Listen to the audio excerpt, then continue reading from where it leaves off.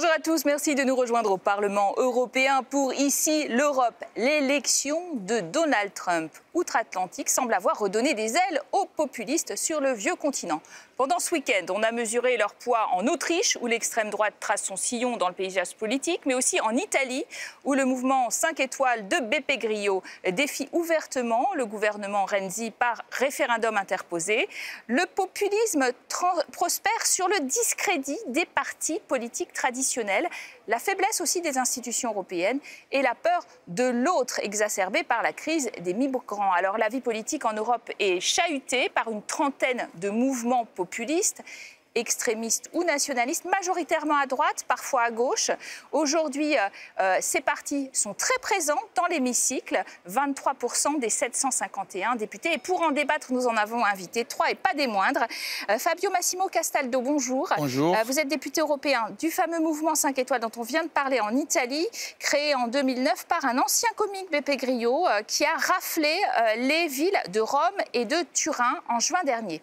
Alors vous êtes en face aujourd'hui de Evelyn Regner, bonjour, députée européenne des socialistes et démocrates en Autriche, l'un des deux grands partis autrichiens en fait qui a été privé de présidentielle, puisque on le sait bien, ça a été un duel entre Verts et FPE, c'est-à-dire l'extrême droite, qui est en pleine progression. Ce qui vous inquiète, ça vous inquiète aussi un petit peu, Constance Legris, vue de France aussi, députée européenne du Parti populaire européen, parce que quand on y réfléchit, c'est là où est né un populisme extrême post-Deuxième Guerre avec le Front National dans les années 70 de Jean-Marie Le Pen. Et aujourd'hui, sa fille d'ailleurs, qui dirige un parti de ce type au sein du Parlement européen, l'Europe des nations et des libertés. Bref, j'ai envie de vous poser la question un petit peu qui fâche, à savoir Brexit. Ensuite, Donald Trump. Est-ce que vous croyez à un effet boule de neige, un effet domino pour les partis qui veulent une chose, à faire table rase déjà de l'ancienne classe politique ? Voilà, c'est ce qu'on voit. Les gens veulent du changement. Il y a beaucoup de raisons pour dire « Ok, la vie est devenue trop compliquée. On aimerait bien d'avoir des changements positifs pour la vie quotidienne. » Et c'est ce qu'on voit, c'est la globalisation. Voilà, tout ce qu'on voit en ce qui concerne maintenant avec le monde digital. Juste la vie est devenue très compliquée et parfois c'est plus facile de trouver une solution facile, même quand ce sont des mensonges, même quand ce sont le fameux post-facts société et on aimerait bien quelque chose pour l'avenir, quelque chose de positif et pas regarder trop voilà, en fameux passé. Et voilà, là, il y a beaucoup de craintes de la population. Vous êtes senti poussé par d'abord le Brexit qui a été un choc pour l'Europe, ensuite Donald Trump qui avait un discours un peu hors norme et qui n'était pas du tout dans le personnel politique traditionnel.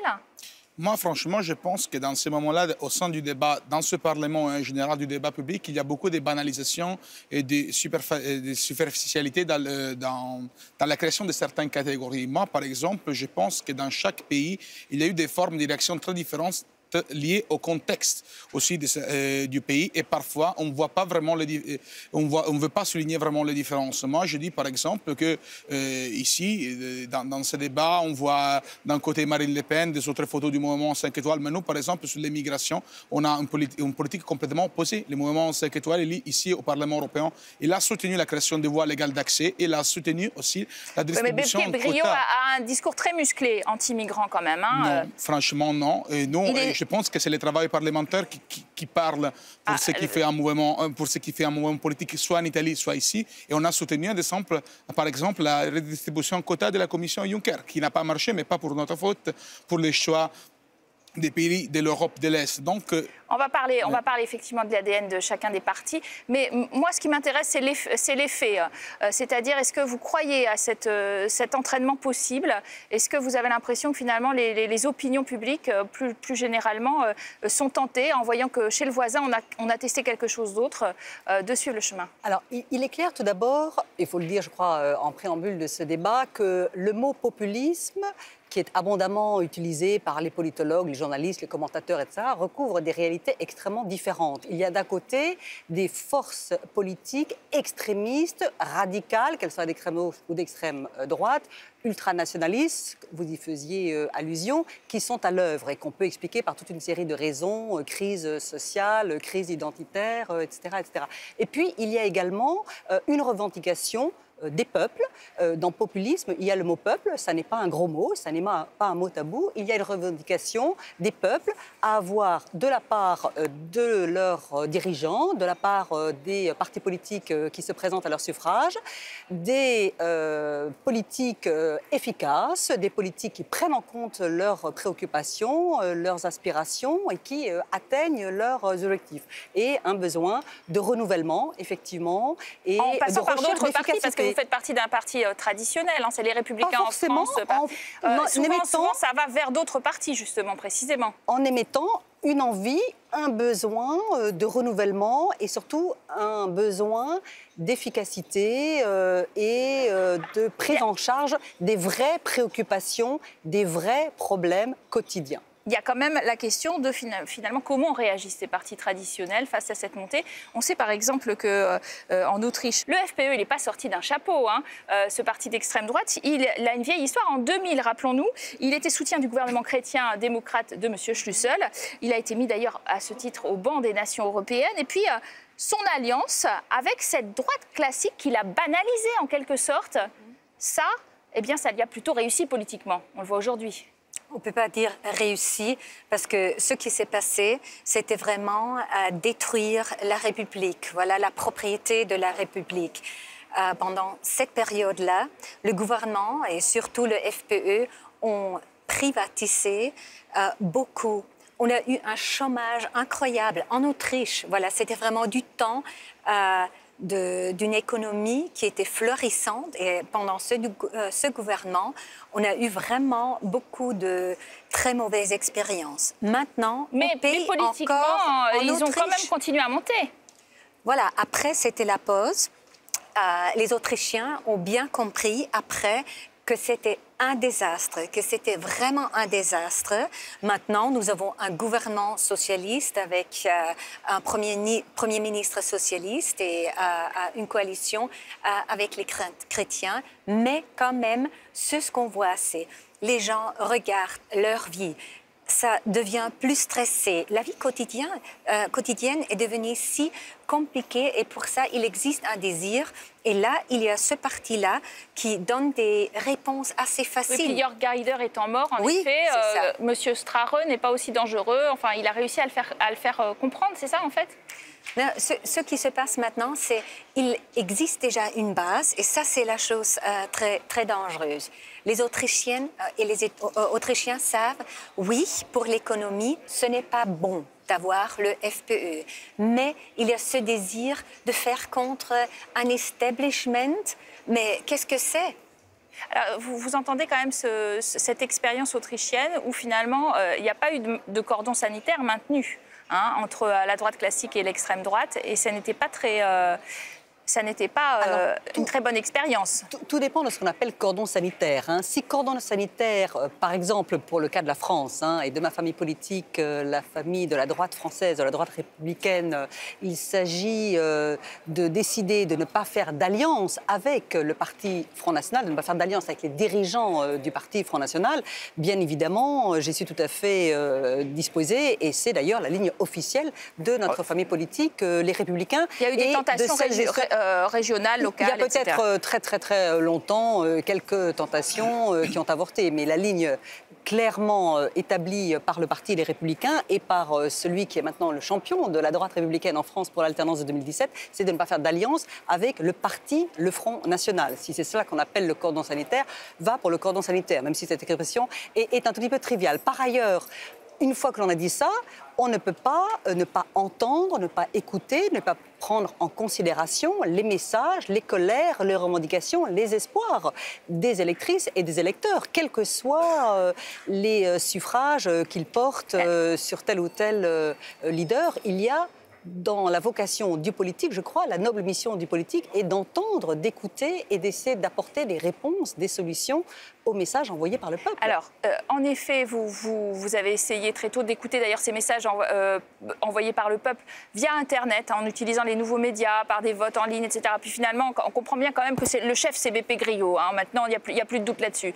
Mais en attendant, est-ce que vous avez eu l'impression que justement, autour de vous, se formait un cordon de sécurité, que vous allez pouvoir un jour gouverner avec d'autres ou jamais? Parce qu'on parle bien sûr de possibles victoires de 5 étoiles aux élections, soit anticipées, soit de 2018. C'est une question qu'on se posera le lendemain des élections, quand on aura finalement des élections politiques en Italie, parce que depuis longtemps, les gouvernements ne sont pas choisis par le vote du peuple, ils sont choisis plutôt par des pressions de l'étranger ou parfois par les choix du président de la République, par des accords qui sont un peu hors du Parlement. C'est ceux qui arrivent en premier quand même dans les élections. Ben, ce n'est pas forcément ça. À l'époque, on avait Bersani qui était candidat, mais finalement, on a eu Letta et Renzi après comme Premier ministre.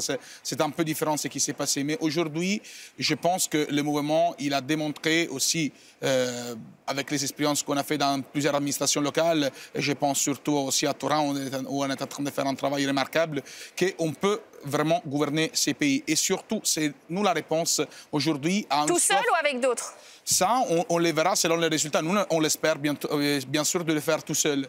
Mais dans ces moments-là, je vois surtout en Italie une espèce d'aptitude vraiment bizarre par les partis traditionnels qui ne veulent pas écouter l'existence contre le clientélisme, contre la corruption qui a caractérisé jusqu'à aujourd'hui la politique italienne. Pendant la campagne au référendum, Matteo Renzi, il a appuyé, il a demandé un appui très fort pour son soutien à un personnage comme De Luca, qui est le gouverneur actuel de la région Campania, qui a fait des déclarations qui sont sorties sur la presse. Sortez les sortants, ça on connaît. Non, c'est pas seulement ça. Il a fait une campagne en demandant à le maire de la région de faire le plus de clientélisme possible pour apporter plus de voix à Matteo Renzi. Comme vous êtes nouveau sur la scène politique, vous avez effectivement peut-être moins de dossiers en cours, mais vous le faites valoir d'ailleurs. Le populisme, il prend aussi son essor en Allemagne. Angela Merkel, elle a été un peu poussée le dos contre le mur sur la question des migrants, parce que les populistes, finalement, et notamment l'AfD, Alternative für Deutschland, qu'elle craint beaucoup, se nourrissent de la stigmatisation de boucs émissaires désignés des problèmes de tout le monde, en fait. Hein. Cette fille de pasteur ne se laisse pas trop entraîner sur ce terrain, quand même, du discours anti-migrant. Oui, il y a deux choses à dire, à mon avis.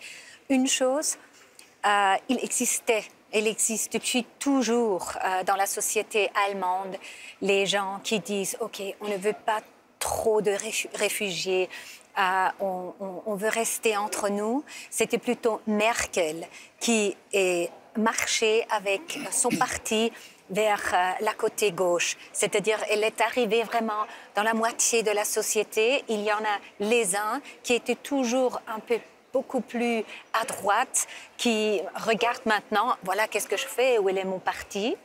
Et l'autre chose, c'est bien sûr aussi cette question de sécurité sociale. Qu'est-ce qui se passe avec les retraites? Qu'est-ce qui se passe avec tous les sortes de jobs dont on ne sait pas? Est-ce que je peux gagner ma vie avec tout cela? Et ça, c'est une mixture qui ouvre les yeux aussi pour les mouvements populistes comme la AfD. La question, c'est plutôt celle du protectionnisme, qui véritablement est aussi un liant de tous ces mouvements. Constance Legris, on voit d'ailleurs que peut-être quand on a à droite, dans la droite classique, un candidat qui est plutôt libéral, qui va affronter quelqu'un qui se réclame maintenant, Marine Le Pen, du protectionnisme des Français, de la protection, etc., que l'Europe d'ailleurs n'incarne plus, cette protection, c'est inquiétant. C'est bien tout le problème, c'est qu'effectivement, l'Union européenne n'a pas réussi à incarner la protection qu'elle se doit pourtant dans ce XXIe siècle si dangereux et si lourd en nouveaux défis d'incarner. Et c'est bien pour cela qu'il y a une remise en cause de bien des formations politiques que vous qualifiez de traditionnelles de la part de nos électrices et de nos électeurs qui, à juste titre, attendent, c'est le job numéro 1 des responsables politiques, la protection. Protectionnisme est, j'imagine, dans le débat, souvent un terme qui s'apparente à une expression péjorative. Au libre-échange, soyons clairs. Mais tous les logiciels.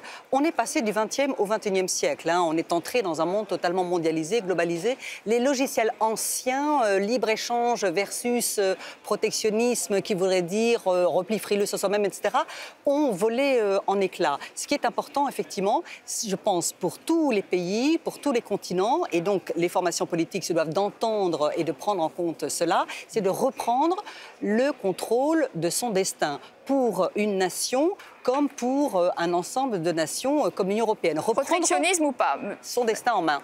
Moi, je dirais que la vraie question, c'est surtout emploi ou pas. Dans ce moment-là, on a vu des politiques qui ont poussé vers une globalisation au lieu de l'accompagner sur une période plus longue. Et là, on a les conséquences, on a des pertes de places d'emploi brutales. Aujourd'hui, on discute ici de donner le statut de libre marché à la Chine, qui n'est pas du tout, par exemple, un libre marché. On le sait très bien, elle fait du dumping social, elle fait du dumping environnemental. Nous, on Votre position sur le libre marché à vous, pas sur la Chine? Nous, notre position est très claire. On est contre ce type d'accord, on est contre les TTIP, on est contre tous les accords de libre-échange qui sont en train de briser les économies si, de l'autre côté, il n'y a pas donc des assurances claires pour sauver les emplois des citoyens. Et dans ces moments-là, donc, on préfère se focaliser avec des politiques d'investissement public, des manœuvres un peu plus keynésiennes pour créer de l'emploi dans notre pays. Mais c'est clair, c'est une question voilà, d'avoir des principes, des valeurs, et ça c'est la question. Et après, c'est une question de contenu, qu'est-ce qu'il est dans le paquet. Voilà, l'Europe, c'est super quand on respecte les valeurs, mais l'Europe, ça commence d'être dans la défense quand on laisse à côté les valeurs. Et ça, c'est la question sociale. Voilà, tout ce que vous avez mentionné maintenant, voilà, c'est clair, il faut travailler de ça. Et l'Europe doit aussi être efficace. Hein. Il s'agit quand même de protéger les intérêts des Européens et défendre les intérêts politiques, économiques, commerciaux, monétaires, stratégiques, militaires dans le monde. Voilà, beaucoup d'enjeux, vous l'avez compris, de l'Europe face aux populistes. Merci à vous de nous avoir suivis. Je vous retrouve pour la seconde partie, juste après la pause, avec ma grande invitée. À très bientôt.